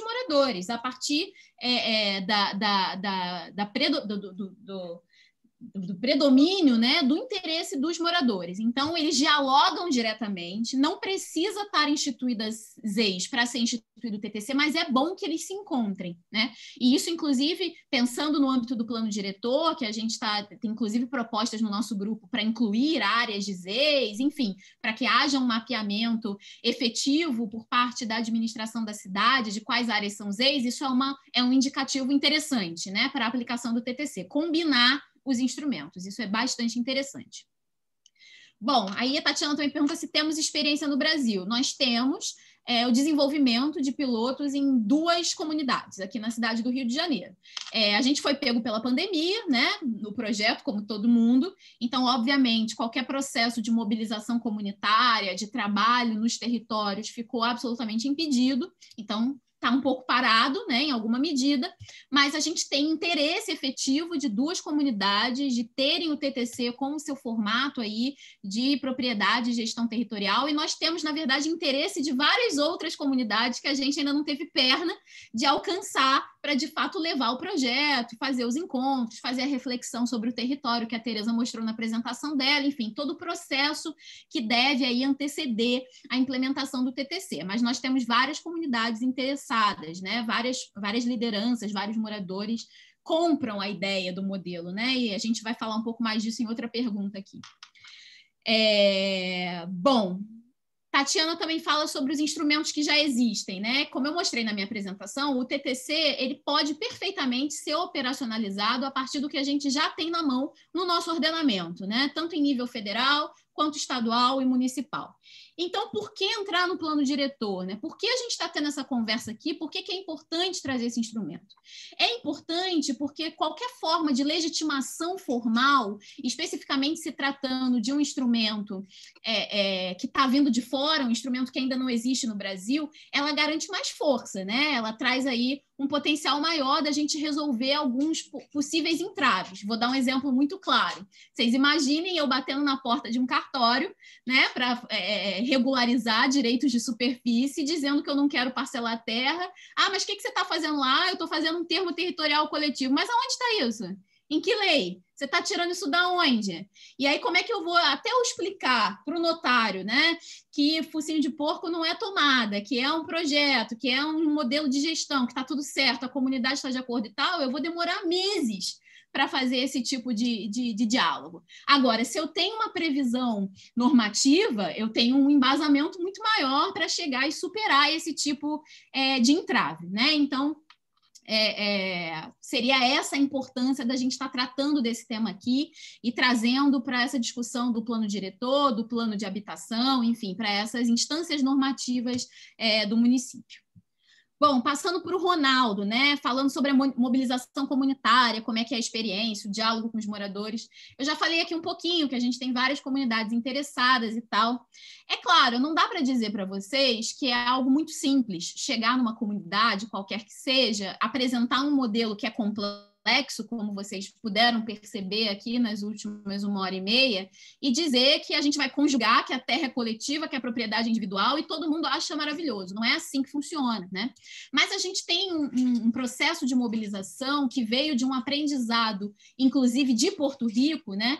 Que é um processo que parte de uma reflexão sobre o território, de uma apresentação para os moradores das possibilidades existentes de formalização, de como essas possibilidades de formalização podem ou não garantir os pontos positivos e mitigar os pontos negativos, até a gente chegar na apresentação do modelo do TTC, em como ele funciona em outros lugares do mundo, especialmente em Porto Rico, que é o caso de uma favela, né? Um caso muito próximo nosso, na América Latina, um país cheio de desigualdades, de problemas econômicos, enfim. Então, tem toda uma construção de um raciocínio que, ao final dele, a nossa experiência é que os moradores compram a ideia, que os moradores se convencem de que esse é o modelo para endereçar as necessidades deles, que, via de regra, são garantir que eles vão ficar onde eles estão, né? Na comunidade deles, no lugar deles, numa área que geralmente é uma área em valorização, enfim, uma área que sofre algum processo de especulação imobiliária, mas que, ao mesmo tempo, eles vão contar com o fortalecimento dessa comunidade diante aí da ineficiência dos serviços públicos, diante aí da necessidade de protagonismo no planejamento comunitário. Então, a gente tem, nossa percepção é que é um modelo que, ao final desse processo de exposição, que obviamente não é só chegar lá e jogar a ideia do TTC, ele é um modelo bem compreendido pelas pessoas, né? E é claro que há também pessoas nas comunidades que têm interesse de vender aquela casa, quer ganhar um dinheiro, botar um dinheiro no bolso e fazer outra coisa da vida, e eles têm todo o direito de fazerem isso também. É por isso que o TTC ele não é obrigatório, entra quem quer, né? Quem compra essa ideia dessa conjugação entre a força do coletivo e a liberdade individual como um modelo perpétuo de gestão daquela área. E, normalmente, os moradores compram. Essa é a nossa percepção, tá? Bom, a questão dos aluguéis nas favelas, né? Esse fenômeno das rendas a partir dos aluguéis. Olha, essa é uma dificuldade que não é só do TTC, né? É uma dificuldade de todos os instrumentos, inclusive dos instrumentos de regularização fundiária, né? É um debate já de muitos anos no âmbito da regularização fundiária, como lidar com essa relação entre locador e locatário. Aí tem aquela coisa que só pode regularizar um imóvel por pessoa, aí depois liberaram para que o imóvel também pudesse ter uso comercial, enfim, tem um debate enorme sobre isso. Bom, no TTC, o TTC parte do princípio do protagonismo comunitário, né? Então, se a gente está numa comunidade em que tem um grande proprietário, como algumas aqui no Rio de Janeiro, que a gente sabe que existem, que às vezes a pessoa nem mora na favela, mas tem aqueles imóveis ali, essa pessoa não vai querer entrar no TTC, né? Ela não está ali interessada no fortalecimento comunitário, na segurança de permanência, ela está interessada em obter renda e especular com a sua construção. Então, a gente nem vai ter esse problema, porque essa pessoa não vai querer entrar. Agora, a pessoa que queira entrar, né, nesse modelo, ela vai, sem dúvida, discutir uma série de questões relacionadas à função social da propriedade, a própria comunidade vai poder estabelecer parâmetros aceitáveis em relação à locação. Aqui nessa comunidade é aceitável que você tenha um imóvel seu e um imóvel de aluguel.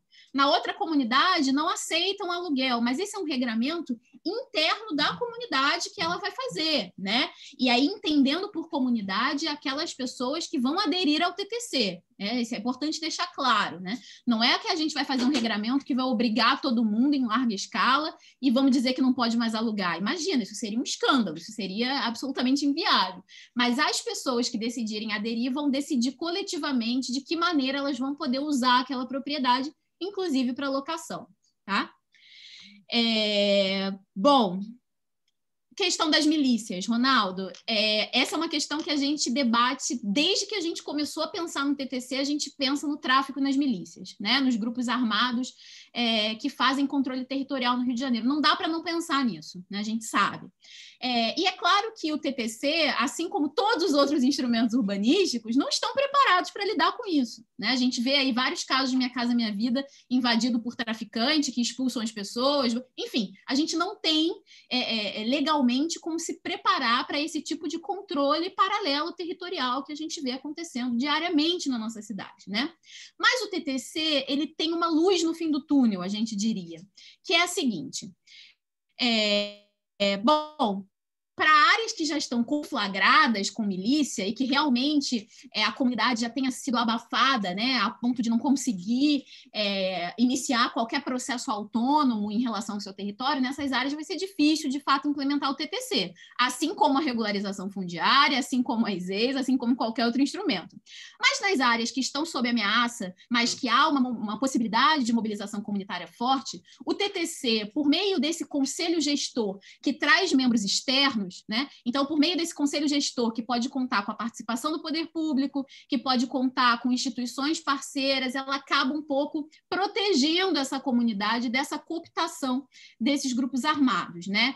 Então, a luz no fim do túnel está, por um lado, no fortalecimento comunitário e, por outro lado, nessa proposta de um conselho gestor que traga agentes externos, né? E que, de certa forma, permitam que essa comunidade seja dirigida de acordo com o interesse dos moradores e não a partir de interesses de grupos armados. E algumas experiências internacionais mostram que quando um território ele é estabelecido dessa forma, né, ele é consolidado com um acompanhamento externo, com um fortalecimento da mobilização comunitária, esses grupos armados eles também perdem boa parte do seu interesse de atuar naquela área. Eles percebem que tem uma dificuldade e vão buscar outros espaços para a sua atuação, né? Eu não preciso dizer que as milícias aqui no Rio de Janeiro há muito deixaram de atuar só em assentamentos informais, né? A gente tem a milícia atuando de forma aberta nos nossos subúrbios, enfim, em áreas teoricamente formalizadas da cidade. Então, isso não é uma questão só das nossas favelas, dos nossos loteamentos irregulares, mas seria basicamente esse o apontamento sobre esse tema. Bom, em relação ao Silvio, né, a pergunta sobre o regramento urbanístico. Bom, o regramento urbanístico ele permanece. O TTC não pretende ser uma zona de exceção na cidade, de maneira nenhuma. O TTC ele precisa respeitar todo o regramento urbanístico colocado para aquela área.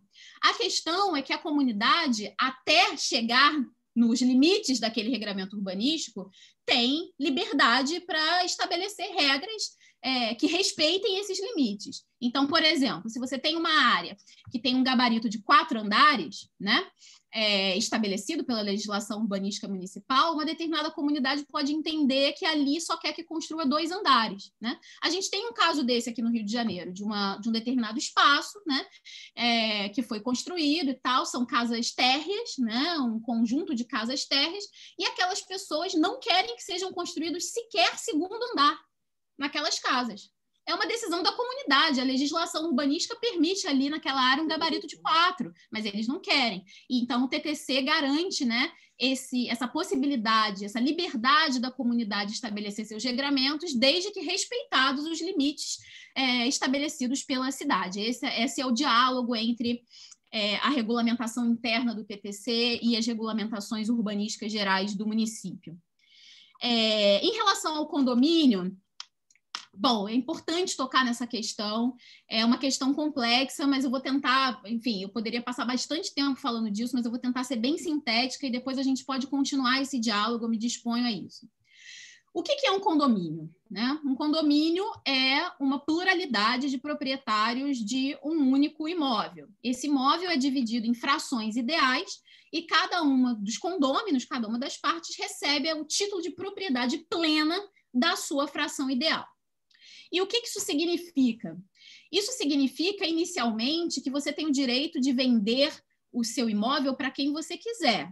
E isso significa também que o seu imóvel, ele tem, dentro dele, na sua fração ideal, não tem só o seu apartamento, né? Pensando num prédio, que é a nossa forma mais fácil de visualizar. Na sua fração ideal, tem o apartamento e tem um percentual da terra, da localização, né? De todas as amenidades, as infraestruturas urbanas ali trazidas. É por isso que um apartamento no Leblon custa tão caro em relação a um apartamento igual em Madureira. Você tem a mesma lógica da propriedade privada individual, simplesmente dividida em frações ideais por um determinado acordo. E você tem alguns outros fatores complicadores num condomínio, né? Num condomínio, você tem que ter a figura de um síndico, de um administrador, né? Individual, um administrador, né? E isso é muito problemático nas áreas de assentamentos informais. Inclusive, os moradores têm pânico disso, né? Talvez vocês na prefeitura já tenham tido a experiência de falar sobre condomínio com algum morador, e eles têm pânico dessa história de você ter um síndico, uma pessoa que vai poder, enfim, vai ter poderes especiais naquele arranjo socialmente e juridicamente estabelecido. E, além disso, você tem contribuição obrigatória mensal para a manutenção das partes comuns, inclusive com potencial de perda do imóvel pelo não pagamento dessa contribuição, o que também é um problema muito grave nos assentamentos informais, é um problema grave no âmbito da gestão dos condomínios do Minha Casa Minha Vida, porque como você faz isso? Aquela pessoa muitas vezes não tem recursos para pagar, né? E o TTC, ele oferece outras oportunidades, outras formas de financiamento, né, daquele território que permitem mitigar isso. E ele tira o TTC, vou repetir, a terra, né? Ele tira a localização da conta. Então, aquela moradia ela se torna acessível perpetuamente, o que num condomínio não é possível, né? E aí, por que o arranjo do direito de superfície? Exatamente para garantir que, ao mesmo tempo que o indivíduo tenha um título, um direito real, não é só um título, não é só um contrato que o TTC pode resolver revogar, não. É que o morador tenha um direito real estabelecido ali sobre a sua construção, mas que ele não possa plenamente vender pelo preço total, que muitas vezes é um preço que carrega aí uma dimensão de especulação, né, de revalorizações que vão acontecendo na cidade conforme os processos, né, de renovação urbanos. Então, eu vou dar um exemplo para vocês. Vocês imaginem uma comunidade que ficava numa área super afastada, enfim, que ninguém tinha muito acesso, aquela casa valia um valor X, aí, de repente, chega o metrô ali perto, né? Que é o processo que acontece na área formal também. Você tem ali uma valorização que, se você não tira a terra do mercado, esse proprietário individual, esse condômino, vai poder se apropriar dele e ir embora. E acabou a comunidade, vai gentrificar, né? Porque aí as pessoas de mais alta renda começam a querer morar ali e tal, e aí, aos poucos, aquela comunidade se perde e acontece o processo de gentrificação que a gente já conhece. O TTC preserva isso, ao mesmo tempo que, com o direito de superfície, garante um certo nível de liberdade individual para os moradores, né? Uma titulação, uma garantia, algo que pode, inclusive, ser valorado economicamente, pode servir de garantia em banco, enfim. Então, a tentativa é essa, essas são as diferenças do condomínio. Mas teria outras coisas para falar sobre isso, depois a gente pode continuar. Eu não quero me estender tanto aqui, né? Bom, a Valéria, qual é a escala? Como se soma outros instrumentos? Eu acho que eu já falei um pouquinho disso aqui, Valéria. Eu acho que se soma aos outros instrumentos na medida em que, enquanto outros instrumentos, como a regularização fundiária ou como as EIs, eles fazem um primeiro movimento, né, de destinar aquela área, um primeiro movimento de formalizar aquela área, o TTC ele é uma solução definitiva a partir desses instrumentos para garantir a perpetuidade daquele espaço como habitação de interesse social, né? Então, é dessa maneira que eu vejo o TTC se integrando. Ele é algo que vem depois da regularização fundiária, que possivelmente vem depois das EIs, né? Embora não seja obrigatório que eles se casem, quero repetir, e ele vai garantir a perpetuidade do arranjo, né? Que muitas vezes é a nossa maior dificuldade. A gente regulariza uma área, faz um esforço enorme e aquela área gentrifica, aqueles moradores são expulsos, né? Ou a gente estabelece umas EIs, mas não tem nada para fazer ali, não tem nenhum empreendedor que se interesse por produzir habitação de interesse social, a gente também não tem uma cultura de autogestão e aquela área fica abandonada. É umas EIs, mas pronto, só para ter o nome, porque ela fica ali sem nenhum tipo de política pública. Então, o TTC atua nesse vácuo, né, digamos assim, desses instrumentos. Em relação à escala, bom, a escala pode ser a maior possível, né? Mas o TTC, pela experiência internacional, ele precisa começar pequeno, né? Então, sendo bem honesta aqui, como eu vejo esse processo no Rio de Janeiro, eu consigo ver claramente comunidades pequenas nesse primeiro momento, se aproveitando do TTC, se estabelecendo como exemplos e começando a contagiar comunidades maiores, né? E aí, no momento em que essas comunidades pequenas vão contagiando comunidades maiores, a gente também vai sendo provocado a pensar em novas dificuldades, como, por exemplo, essa questão do controle dos grupos armados, enfim, a própria questão da precariedade habitacional e como lidar com essa questão interna nas comunidades e tudo isso, né? As dificuldades de regularização, de parcelamento, né? De delimitação de matrícula, mas esse é um processo que precisa acontecer. Nos Estados Unidos, o TTC começou pequenininho, numa área rural e tal, foi se expandindo, demorou 50 anos, hoje a gente tem mais de 400 nos Estados Unidos, né? Mas é uma coisa que demorou. Então, na minha visão, a importância de trazer o TTC para o plano diretor hoje não é que ele seja uma solução de larga escala para o Rio de Janeiro agora, em 2021.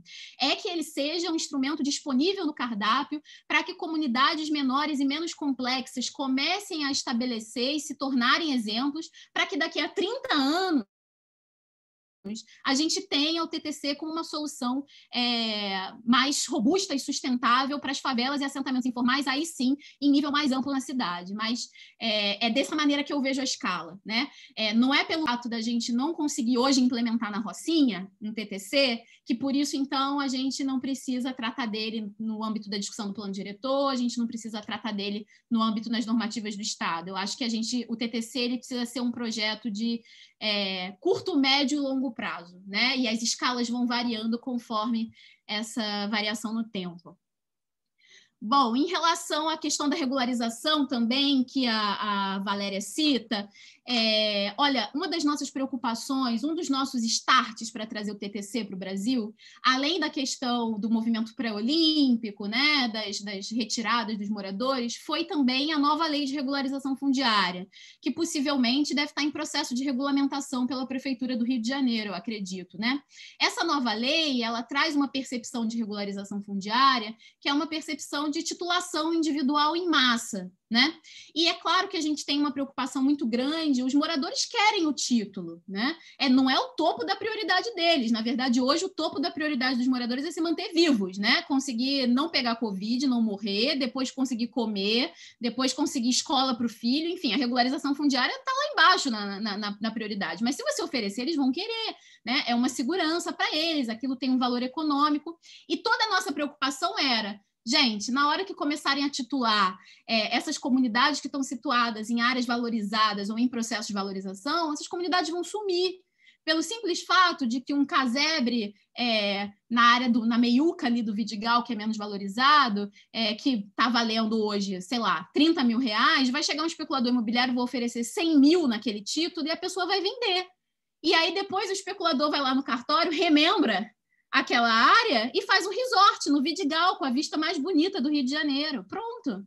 E aí você você tem a chance de ter um largo processo de gentrificação e de expulsão desses moradores no Rio de Janeiro. E toda a nossa luta, que obviamente é compartilhada com vocês, técnicos da prefeitura, que estão há anos atuando nessa frente, preocupados com essa questão, é para que isso não aconteça, é para que a gente garanta condições dignas de permanência desses moradores nos seus territórios, né? Considerando aí todas as questões, toda a sociabilidade, trabalho, toda a vida que eles estabeleceram nesses lugares historicamente. Então, só para chamar a atenção para essa questão da relação também com a propriedade privada e com a política atual de regularização fundiária. Por fim, a pergunta da Carmen, se precisa fazer levantamento cadastral social.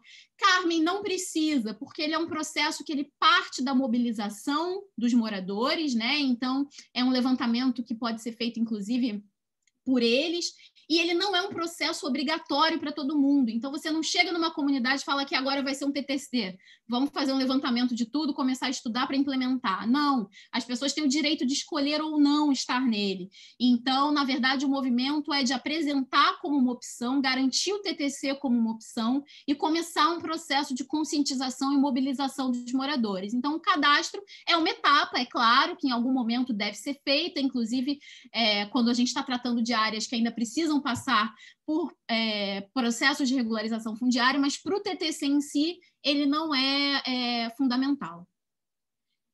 Acho que eu respondi tudo, não sei. Eugênia, você está com o microfone desligado. A Grácia colocou uma pergunta.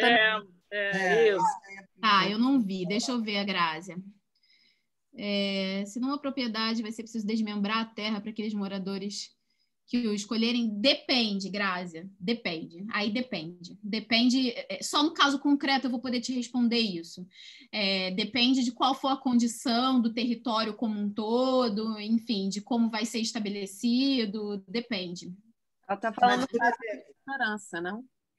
Mas mesmo assim eu preciso de mais dados do Esperança para responder isso. Não é porque a gente está trabalhando lá que a gente tem todas as informações, né? Mas eu tenho a impressão que no Esperança, em específico, esse desmembramento, que não é exatamente um desmembramento, já é feito com a concessão dos direitos reais de uso, tá?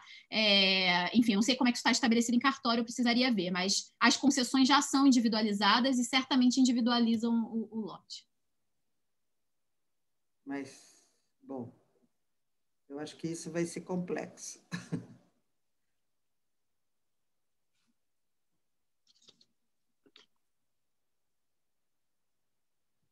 Eugênia, eu acho que o microfone está fechado.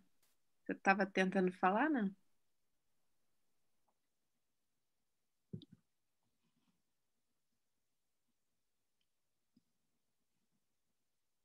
Eugênia está falando com a gente? Está desligado, Eugênia.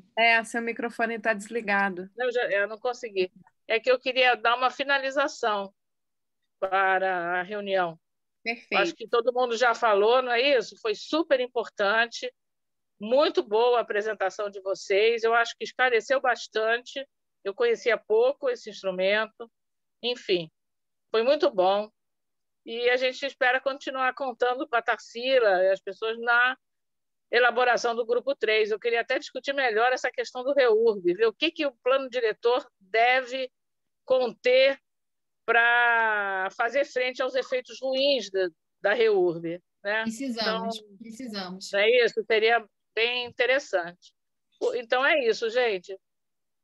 Se não tem mais nada a colocar, tudo bem? Podemos encerrar? Estamos aqui. Qualquer dúvida, é só mandar um e-mail, ttc@concad.org. Ups, coloquei errado. Valeu, então, gente.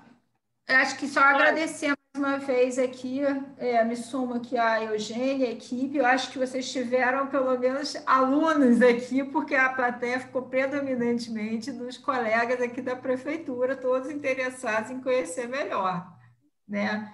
E aí a gente vê como é que vai enquadrar isso na proposta do plano diretor, no plano de habitação, e eu concordo plenamente com a Tarsila aqui, que é o somatório. A gente, assim, que trabalha, quando vai estudando os instrumentos, a gente sabe que nenhum deles produz efeitos, assim, sozinho, né? É tudo uma combinação, e é essa combinação que é mais complexa e que tem que ser bem adequada ao próprio território da cidade, né?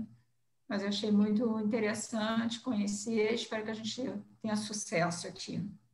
Muito obrigada, gente. Eu quero muito agradecer também. Eu só queria falar 30 segundos que no nosso grupo de trabalho a gente tem algumas pessoas voltadas para um estudo sobre a legislação e sobre possíveis regulamentações sobre o TTC.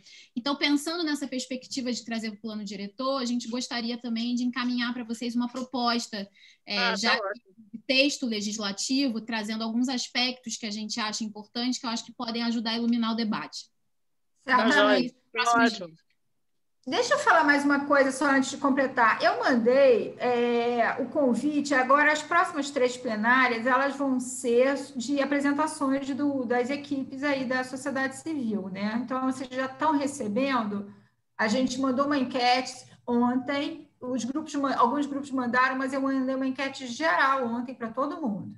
A gente recebeu 12 propostas. Eu já fechei hoje, consegui fechar agora, acabei de mandar o convite para a plenária do dia 7, a gente vai ter 4 apresentações que vão ser mais norteadoras, de uma visão mais geral. A segunda, que vai ser no dia 14, a gente já vai articular com instrumentos. Tem um colega da Universidade Veiga de Almeida, do Grupo 3, que já confirmou comigo. Então, assim, eu sei, Tarsila, que você é uma especialista aí nos instrumentos. Eu acho que ou traz o TCC alinhado com outros instrumentos, seria uma proposta. Eu estou propondo apresentações curtas para dar oportunidade de maior número de pessoas. Então, a princípio, eu estou colocando assim, 15 minutos de apresentação, para a gente poder ter uma articulação de 4 apresentações ou 5, entendeu? E abrir não só para pessoas... enfim, da academia, mas tem, por exemplo, o sujeito do Haja Paciência, lá de paciência, então líder comunitário e tudo, que ele quer fazer uma apresentação, eu acho que eu tenho que abrir. Eu convidei a Bernadette, mas ela disse que não vai poder, que é lá da agroecologia, ela disse que não vai poder apresentar, mas eu falei que ela está aberta aos comentários, eu queria que ela fizesse uma apresentação também na sexta. Então, acho que essa mistura vai ser bem saudável e vai ampliar, vai ser para todos os grupos. O que eu preciso é que mande a resposta para a enquete, a gente não está exigindo nada, só qual é a entidade, qual é o título da apresentação e esse compromisso que vai fazer em até 15 minutos, para depois a gente poder ter 1 hora de apresentações e depois 1 hora, pelo menos, de debate. Tá? Então, a gente vai ter mais a plenária do dia 14 e a plenária do dia 21. Eu acho que esse tema dos instrumentos vai cair muito bem no dia 14. E no dia 21 a gente tratar de coisas mais específicas, como estão se apresentando, tá bem? Então, fica aqui o convite. Por favor, então responda a enquete. Eu posso até colar aqui. Eu posso até colar, se quiser, aqui o link, e aí já fica o convite. Deixa eu achar ele aqui. Ai, agora eu fechei. Mas... hoje mesmo. Então responde. Desculpa, eu não vou achar ele agora aqui, mas aí você pode tranquila que eu tenho aqui no meu e-mail. Pode deixar. Porque eu já estou assim, esse negócio das pessoas dizerem que não recebem e-mail, eu já estou ficando assim, enlouquecida. Eu estou sonhando com esses e-mails, porque é uma loucura tremenda. Gente, vamos lá. Boa noite. Obrigada, gente. Boa noite. Obrigada, gente. Valeu. Tchau, gente. Tchau.